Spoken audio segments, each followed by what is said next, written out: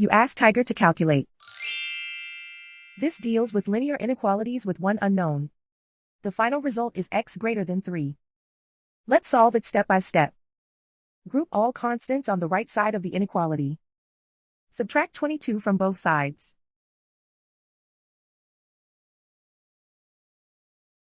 Simplify the arithmetic.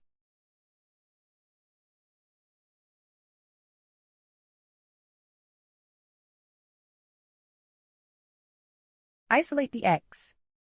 Divide both sides by -4. Whenever you multiply or divide by a negative, reverse the inequality sign.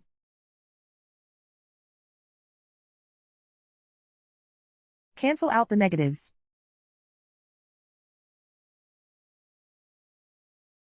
Simplify the fraction.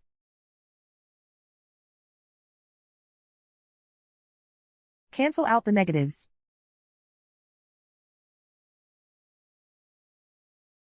Find the greatest common factor of the numerator and denominator.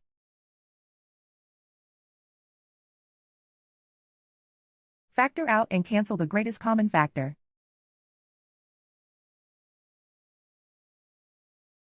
Plot the solution on a coordinate grid. And so the final result is x greater than 3.